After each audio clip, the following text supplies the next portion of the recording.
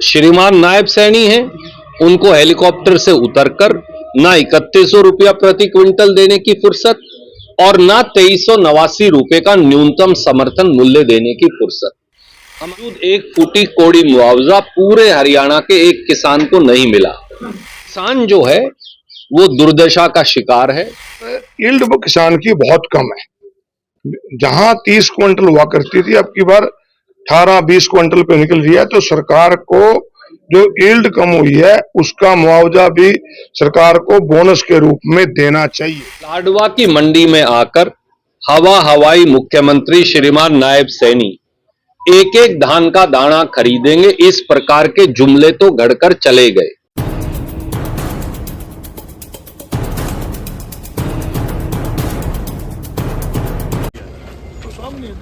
वो चेंज नहीं होगा, वो सबसे बड़ा मुद्दा है जी। वो सारे ट्रांसपोर्टर वहाँ बैठे हैं DFSC ऑफिस, और चेंज होगा तो गाड़ी रजिस्ट्रेशन और उसके बाद बुलाइए। समोस्टर भी 18 है जी, दाना देखिए साफ है, 18 है जी, थोड़ा ग्रीन है जी, मीटर ठीक है। पूरे हरियाणा में जो दुर्गति और दुर्दशा किसान, खेत मजदूर, आड़ती, मंडी मजदूर की इस समय हुई है, वो शायद हरियाणा के इतिहास में कभी नहीं हुई। 31 लाख एकड़ से ज्यादा भूमि में खराबे की रजिस्ट्रेशन किसान करवा चुका। अभी भी 15 से 18 लाख खराबे की रजिस्ट्रेशन बची है। मुआवजे के नाम पर 7,000 रुपए की अनाउंसमेंट हुई, जो बुआई के लिए भी काफी नहीं है और कई जगह तो फूस उठाने के लिए भी काफी नहीं। उसके बावजूद 1 फुटी कोड़ी मुआवजा पूरे हरियाणा के एक किसान को नहीं मिला। किसी SC-BC परिवार को जो 4,000 से ज्यादा गांव में पानी का भराव हुआ वहां नहीं मिला। शहरों में तो मिलने का कोई बात ही नहीं, ट्यूबवेल के तो कोई मुआवजे की चर्चा ही नहीं। और अब जब धान लेकर किसान मंडी के अंदर है, परंतु किसान को कीमत कितनी मिल रही है? 2389 का न्यूनतम समर्थन मूल्य तो दूर की बात है। आज 1900 रुपए, 2000 रुपए, 2100 रुपए प्रति क्विंटल पर PR धान पिटने लग रहा है। 25 रुपया प्रति क्विंटल का कट से 35 रुपया प्रति क्विंटल तक का कट लग रहा है, ये एक पॉइंट के साथ। तो अगर 2000 और 2100 रुपया PR धान की कीमत मिलेगी, 1509 की हालत इससे भी खराब है।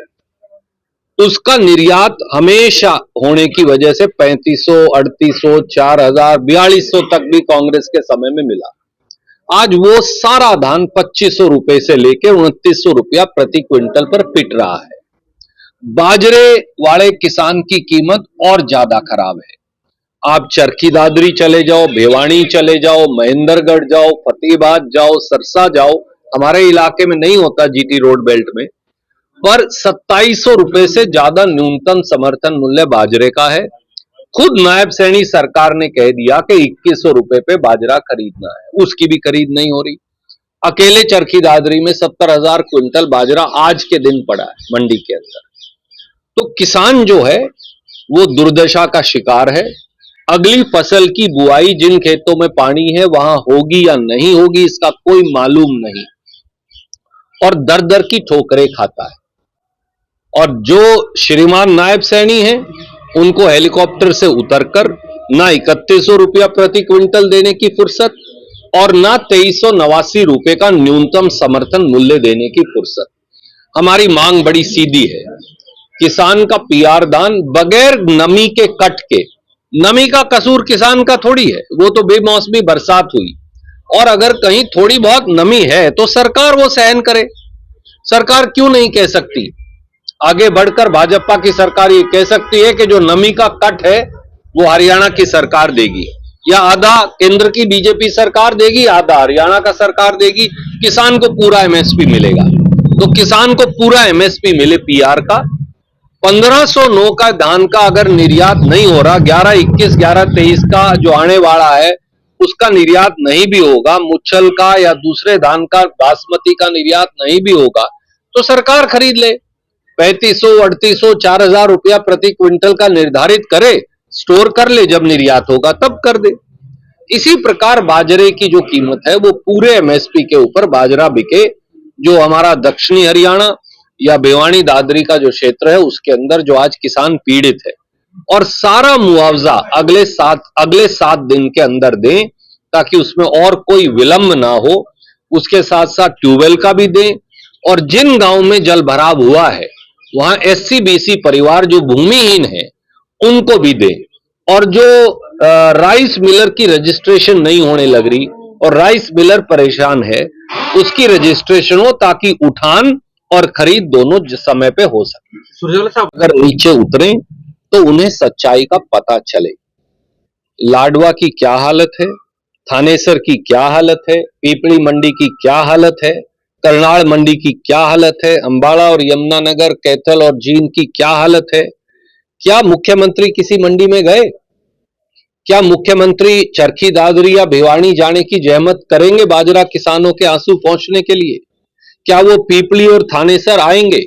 क्या वो कैथल और जींद की मंडी में जाएंगे? क्या वो बाढ़ में भी कहीं गए? मारकंडा जी के पुल पर खड़े होकर टाटा बाय बाय करके जाने से किसान को मुआवजा नहीं मिल जाएगा। ना 2023 का मुआवजा दिया इस सरकार ने, और ना 2025 के मुआवजे की एक फूटी कौड़ी दी। 23 में जो बाढ़ आई थी आज तक उसका मुआवजा नहीं मिला।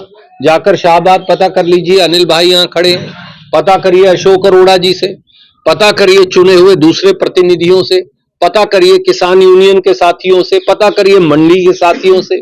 सच्चाई ये है कि अगर आंख पर सत्ता के गरूर का काला चश्मा श्रीमान नायब सैनी ने लगा लिया तो वो इल्जाम लगाने से नहीं उतरेगा, राहत की मरहम लगाने से उतरेगा।